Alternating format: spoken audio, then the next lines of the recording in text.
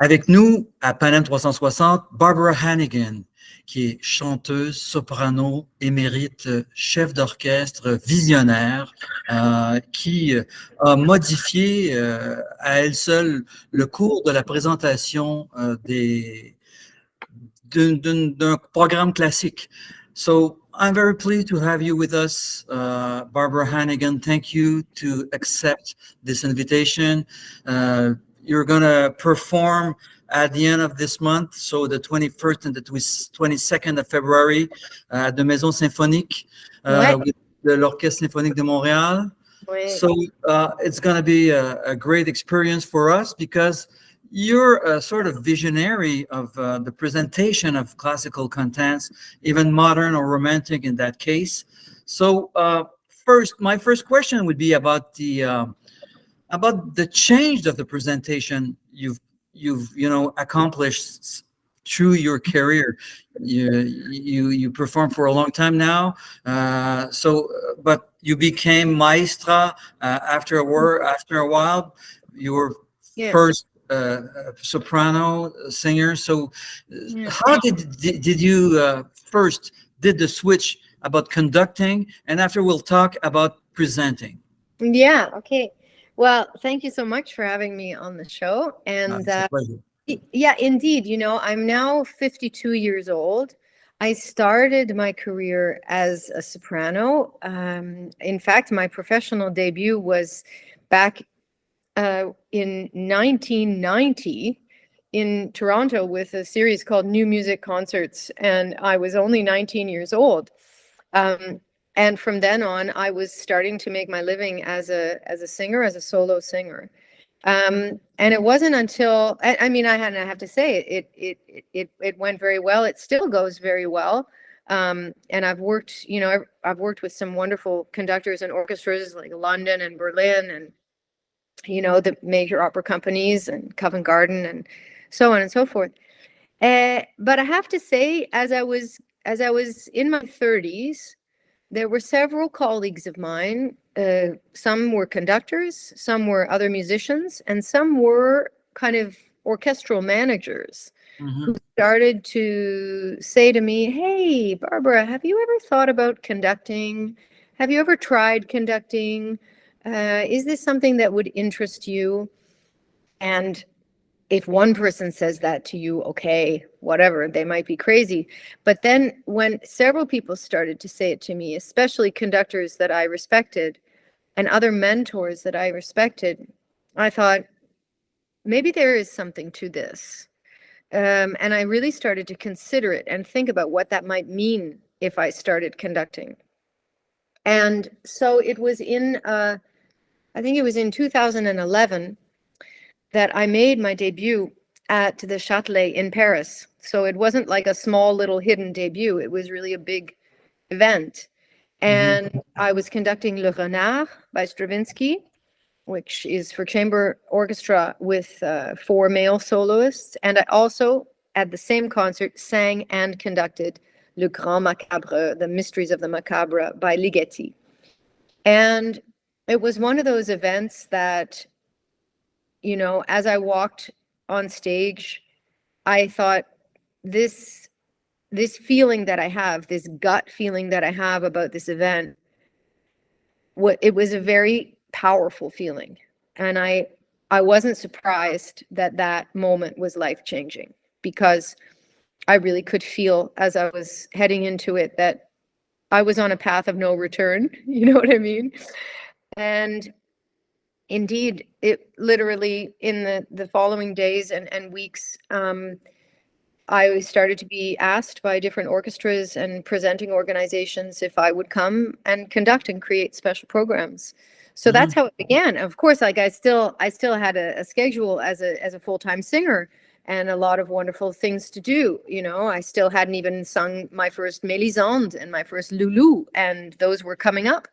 So I had to kind of start filling in my conducting engagements in between the singing engagements. And also I thought it would be a good idea to take some conducting lessons as well. So I did that also in my quote unquote spare time. But now conducting has, 12 years later, it now is about 70% of my schedule, and 30% is the singing, but that can differ a little bit year to year depending on how I want to do my planning. But it's a very important part of my life. I think the conducting has enriched my singing, and I think the singing has enriched my conducting. Excellent. But the way to present it, the way to alternate between your soloist job and your maestro job is probably you have to be redefined in your way, because we saw violinists, soloists like Maxim Vengerov, for example, a few guys, like even here, we have a few that conducts with violin. But it's still rare on violin, but for singing, it's very rare. Yeah, it seems to be. Well, I think Dietrich Fischer-Dieskau, he also did some conducting. And I think Peter Schreier also, so these, especially in Bach and Baroque repertoire. Then I think Placido Domingo switched from singing to conducting. And there's also a French soprano, mezzo-soprano, Natalie Stutzman, who she doesn't do both at the same time. She stopped singing and now she only conducts, and she has a career as a conductor. So there are a few. And in my case, it was, like I say, it was 12 years ago. And, there are certain pieces that I do sing and lead the orchestra at the same time. For example, like the main piece that I will be bringing to OSM on February 21st and 22nd, La Voix Humaine of Poulenc. The Poulenc, oui. Yeah. Well, and also, how do you alternate? Keep the attention from the orchestra and do your job as a singer. It must be hard.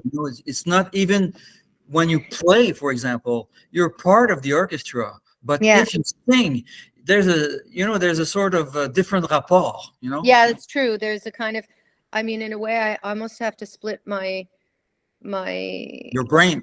Split my brain. Yeah, literally. That's what another conductor said to me when he first saw me do this. He's like, wow, you've managed to split your brain. And it's true. That's what I'm doing. I'm kind of, there's Barbara, the singer, and then there's the person that's also conducting. And it's a lot of preparation. It's a lot of preparation. When I do this with La Voix Humaine, I've created an entire dramaturgy around why this person is in front of the orchestra and singing and conducting the piece at the same time. And of course, like, my preparation for that was enormous. And I had to memorize the entire score. I had to memorize everybody's parts. I don't use a score when I conduct the piece. I memorized the whole thing. So when I'm rehearsing the orchestra, that's one thing. But once we get into the performances and the dress rehearsal, there's nothing there except me and my hands and the wonderful OSM in front of me. But this will be, I think, the 10th orchestra that I've done the piece with in this way. And so I have faith that it works, and it is really, it's quite a virtuoso kind of achievement for all of us, not just me, but really for me and the whole orchestra. It gives a real team a sense of, wow, I can't believe we did this, Yeah, you have to master the charts. You have to know it. And after you can't read it while it's happening. As it happens sometimes, maestros sometimes don't use the charts. Sometimes they use it. But in your case, never, I suppose. Well, in the case of this piece, never. That's for sure. In this piece, but you do. Can you sing and conduct with charts? Well, actually, it's a good question. Normally, when I do a piece that I sing and conduct, I memorized it. That's true. You're right. But when I just conduct, I use the music in front of me. But when I'm singing and conducting, that's true. I memorize it. I never realized that. I'm going to pat myself on the back right now. Okay. And how do you keep the tension and the attention also from the orchestra, while you're singing, how the orchestra is following you and following your advices and your orders? Well, I'm really, I love to work in a very collaborative way. I love to get the orchestra very quickly into a partnership with me, I tell them, like, I don't want you to follow me, I want you to partner me. And that's something different, so that they really are, you know, responsible, and that we're to partner me in the music. So I engage them, and I make sure they realize how much responsibility they have and what I expect from them. And, you know, I have to say, I've been doing this for 12 years now, and it's the generosity and the willingness that I get from my colleagues in the orchestra. It's very special, and it's consistent. It is really, they're really into it, you know? Yeah, it's interesting. It's one of the aspect of your visionary approach. The second aspect is the visual aspect. You know, Right. working with Denis Guéguin and Clémence Malilowski for Yeah. the mise en scène, and Yeah. also it's filmed in real time. So Right. there are some effects that are happening in real time from the Totally. camera. Yeah. So can you explain the process? How did you achieve that? What led you to that? Yeah, sure. I'll explain. So what we've got is we've got 3 cameras, video cameras, live video cameras placed within the orchestra. There's one on the floor at my left. There's one dead center looking at me from within the orchestra. And then there's one up on my right. And so, and behind the orchestra is a large video screen. So I'm facing the orchestra, and I've got these 3 cameras that I'm playing with. And Clemens Malinowski, who is sitting in the video booth, he can see everything on his screen, and he's manipulating the 3 cameras. It's kind of a choreography with these 3 cameras. So it's like a filmmaker knowing, now we go to camera 1, now we go to camera 2, now we go to camera 3. All of this has been rehearsed and planned in advance. And I developed this idea because La Voix Humaine is an opera by Poulenc with a text by Cocteau, Jean Cocteau, yeah. right?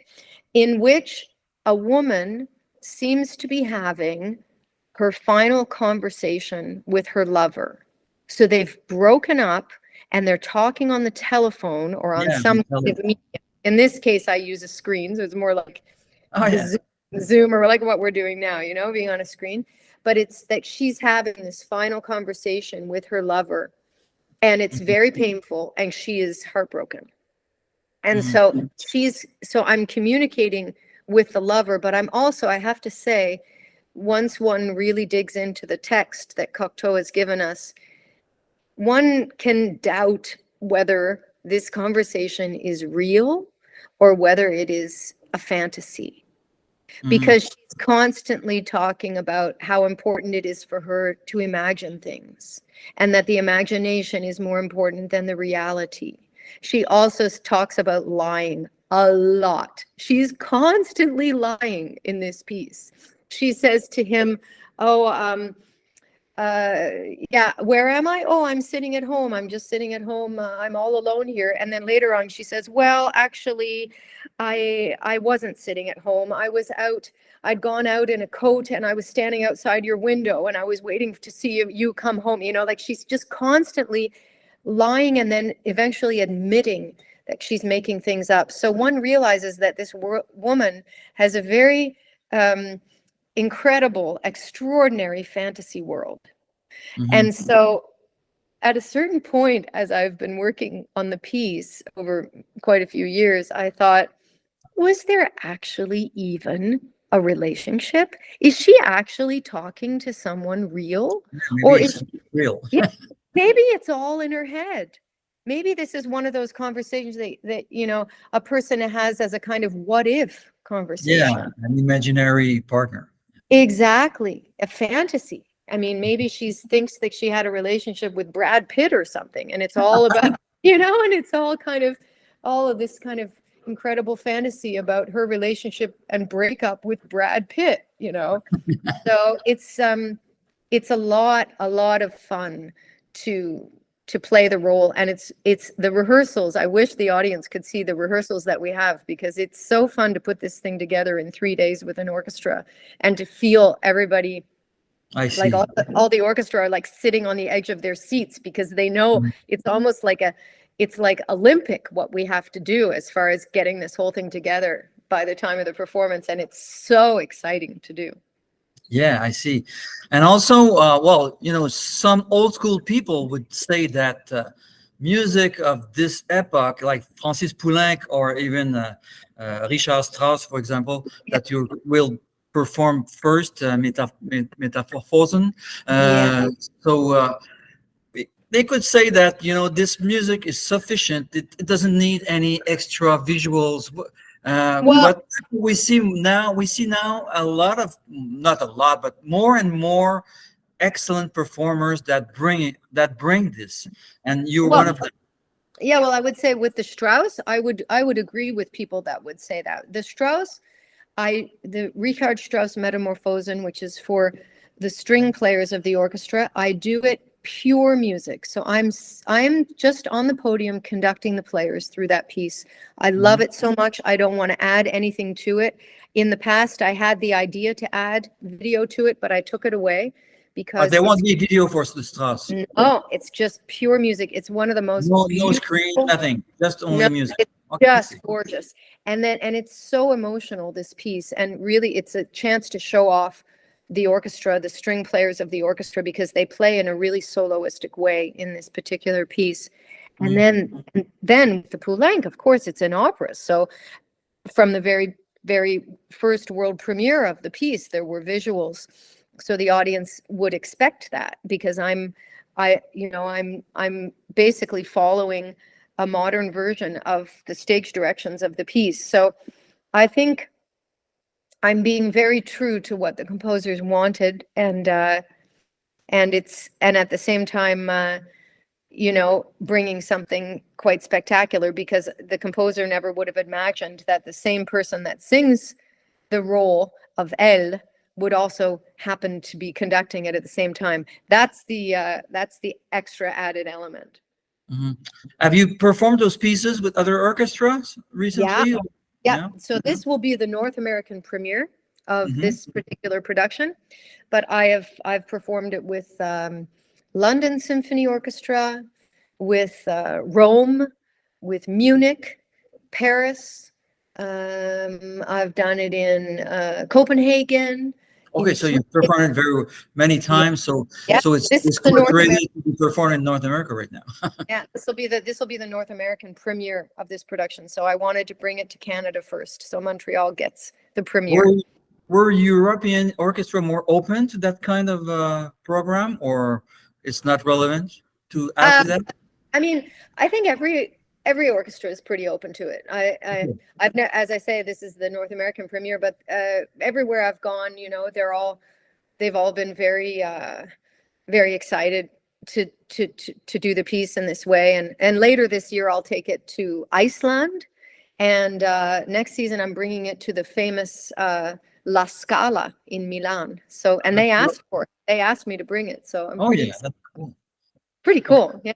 Yeah. So if it works very well, probably in the near future, or maybe in the future, you will, accomplish some other projects of this type, I I suppose. know. I gotta think of another crazy project to do, because, a lot of the time I'm either just singing or just conducting, but this is a very special project that I was absolutely sure I just had a passion for it, and I could feel that La Voix Humaine would really work in this way. So now I'm kind of searching to see if is there anything else? Is there any other crazy project that I could do, in the coming years? So, but for Yeah. now, I'm lucky that I still have some touring with La Voix Humaine to do. Hmm. Yeah. Opera was the total spectacle of the 19th century, but now we're in the 21st, and we have to change technologies, even if we take lessons from what happened 150 years ago. So I now, do you think the way we should present, singing with orchestras in the present times and the future times, instead of you know having the old techniques of opera with Yeah. decor and things like that. Well, I've lived in Europe for the last 25 more than 25 years, actually. And I do see that there are some pretty spectacular productions of opera. A lot of them are using video. They're like mixing media. They're using live video or pre-recorded video. There's a lot of special effects. I mean, you know, in the 19th century, they had special effects too. The audiences were demanding it. They had fire on stage and all this crazy stuff going on. And I think that's, you know, that can work very effectively with a good production. You know, I have to say, like, the mixing of theater, like really good acting, telling the story with special effects, beautiful sets, beautiful costumes, it's super important because we're competing now with cinema, of course, because the cinema didn't exist. Now the cinema is competing with television. Now television is competing with Netflix. I mean, you know, if we're going to stick around, we've got to stay relevant, and we've got to create something that nobody can see anywhere else. So I think That's totally true. You know, Yeah, yeah. with new technology and, you know, all the knowledge we have of classical music from the Romantic period to now, it has to be done that way, I suppose, as you say. And then there's also something to be said for, you know, going to the concert hall and listening to an orchestra perform, and simply sitting there and listening, putting your phone away and just sitting there and listening to a group of 100 people all doing the same thing at the same time. I mean, there's nothing like that. There is no other kind of form of entertainment that has that many people with a unified goal. No sport has that many people working at the same time. You know, sport teams are, you know, 10, 20 people maximum, you know, and here we have in symphony or opera, we have, you know, upwards of 100 people on stage all working together, and that is incredibly inspiring and transfixing. You know, I have a lot of friends who are professional sport people, and a tennis player friend of mine, a professional player, he's a Japanese player. He came to a concert I was giving in Denmark, and he was sitting in the audience, and he had never been to a classical music concert, and I'd watched so many of his matches, you know, on TV and so on. And then he was sitting there in the concert, and afterwards he said to me, you know, this is not something for the mind, it is for the heart to understand. Of course. Isn't that beautiful? You Of know? course. Yeah, that's beautiful. Well, it's you know, it's about the art forms, you know. Even if we have complexity, structures, and a lot of knowledges involved, heart is the first thing to reach. And that cannot be replaced by any machine. And a Exactly. symphony orchestra cannot be replaced by AI, you know, and that's also beautiful. I'm so glad that I chose a field to spend my life in that I can't be replaced by a machine. You know, That's, you yeah. can't have a symphony orchestra of robots. You need us, you know. Yeah, of course. Yeah. So about the Montreal Symphony, you know this orchestra. There's a new directions in a couple of years. How do you see it now? What is your perception? Well, of course, as a Canadian, I grew up, you know, hearing them on the radio and knowing about the orchestra and the level, and you know, they're playing on such an internationally high level. The first I worked with them was about a year and a half ago, not even. I sang a piece with them by Claude Vivier, and that's the first time I'd actually ever sung with OSM. And I was there. That was excellent. Yeah. I'm a big fan of Claude Vivier too. So oh God, yeah. I mean, his music. I'm performing his music a lot as a conductor all over Europe. I'm really kind of championing his works everywhere, and recording his works actually. And so, I mean, that was the first time that I'd been with the orchestra, and I was so moved by how they play, how they listen to one another. I was also impressed by the audiences, by the attention of the audiences.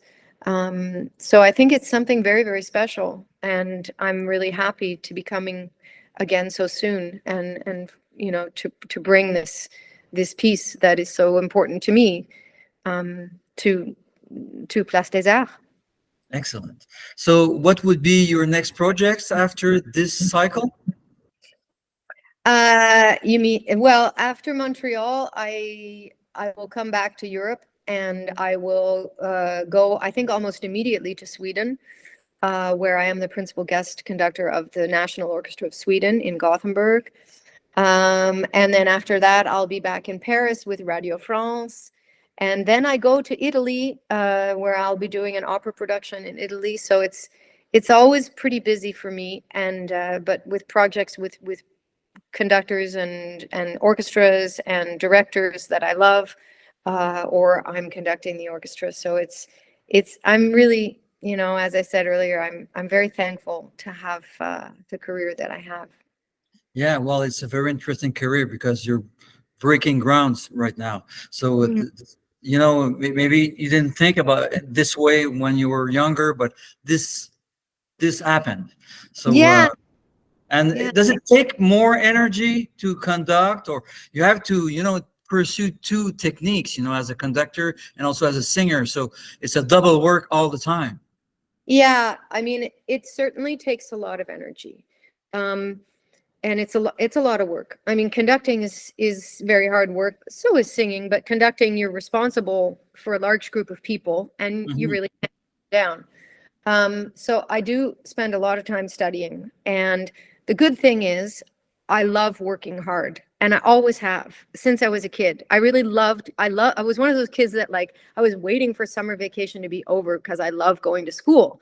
So for me, it's fun. And but I think one must have a capacity for hard work, and because there is an enormous amount of study and preparation that has to be done, so that we are presenting a consistently high level to our audiences. But when I was a kid, I was playing music, and I think play is it's the operative word there. It was a game. As I got older, I started to really feel how important it was to keep that sense of joy and playfulness, even though it was my job and it was my financial, I needed to actually be able to pay my rent from this and so on. But I very much am still coming from that joyful, passionate place, and that's what gives me the energy to work hard. And finally, do you have a preference between singing and conducting? I get asked that all the time, and it's a very cliche question, but think about it. It's not a cliche question, but it's I have to say, I probably feel that the conducting is more important for me now because of all the repercussions in society of being in a leadership position and how one behaves and can, make important strides as a leader. But and breaking stereotypes of women. Yeah, exactly. But that certainly wasn't a goal for me. It wasn't part of my master plan or anything like that. It just turned out like that.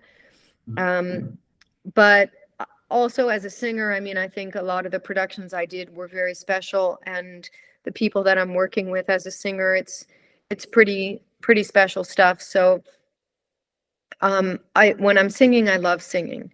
But when I'm conducting, I feel kind of a sense of necessity, which maybe is maybe even a bit stronger. Yeah. Excellent. Well, I thank you so much, Barbara Hannigan, for this conversation. Very generous from you, and I wish you a bright future. Well, you had a bright life already. Thank you. Over. You still have many, many, many, many years ahead. So keep doing the good job you do. Thank you so much. It's been a pleasure to talk to you today. Same with me. Have a good evening. All right, you too. Bye-bye.